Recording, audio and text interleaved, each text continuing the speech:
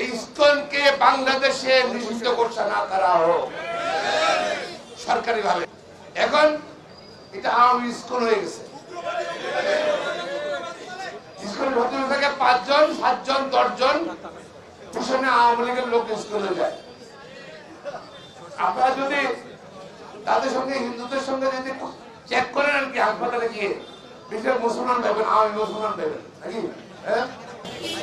আমাদের প্রিয় ভাইকে সুপ্রিম কোর্ট 12 জন সদস্য তাকে নৃশংসভাবে হত্যা করা হয়েছে। হত্যা করেছে ইসকনের সদস্যরা। ইসকনটা কি? এটা হিন্দু মৌলবাদী সংগঠন। বাংলাদেশে মৌলবাদের কোন স্থান নাই।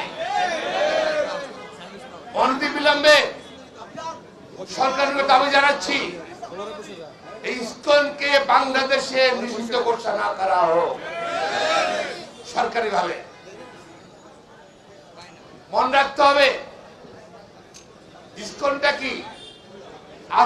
আগে ছিল ইসকন হিন্দুদের একটা মৌলবাদী সংগঠন। এখন এটা আওয়ামী ইসকন হয়ে গেছে। ইসকনের ভেতরে থেকে 5 জন 7 জন 10 জন পিছনে আওয়ামী লীগের লোক ইসকনে যায়।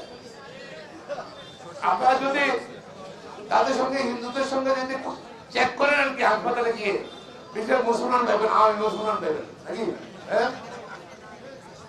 এটা আসলে দেশকে অস্থিতিশীল করার জন্য উস্কে দেওয়া হচ্ছে। বাংলাদেশে এখনো প্রশাসনে আইনশৃঙ্খলা বাহিনীতে হাসিনা সরকারের পেতাত্তার এখনো আছে। অনতিবিলম্বে তাদেরকে প্রশাসন থেকে বের করে নিতে হবে। প্রশাসন থেকে, পুলিশ ডিপার্টমেন্ট থেকে, র্যাব থেকে, সেনাবাহিনী থেকে সরকারের তারা পদ করত তাদেরকে বের না করলে বাংলাদেশে অস্থিতিশীল পরিস্থিতি থাকবে। শেখ হাসিনা পলাতক প্রধানমন্ত্রী ভারত থেকে মাঝে মাঝে 2-1টা কথা বলে শুনি আমরা। দেখেন আজ পর্যন্ত সে কোনো কথা বলে নেই। কত 24 ঘন্টা প্রায় 1-1.5 দিন চলে গেল। এতেই প্রমাণ করে ইসকন আসলে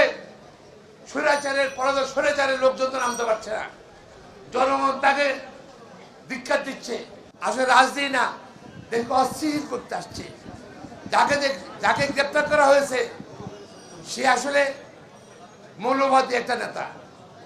বাংলাদেশ রাষ্ট্রে বিশ্বাস করে না, সার্বভৌমত্বে বিশ্বাস করে না এবং রাষ্ট্রদ্রোহিতার জন্য তাদের মামলা হয়েছে। আজকে যদি আর প্রতিবাদ না করে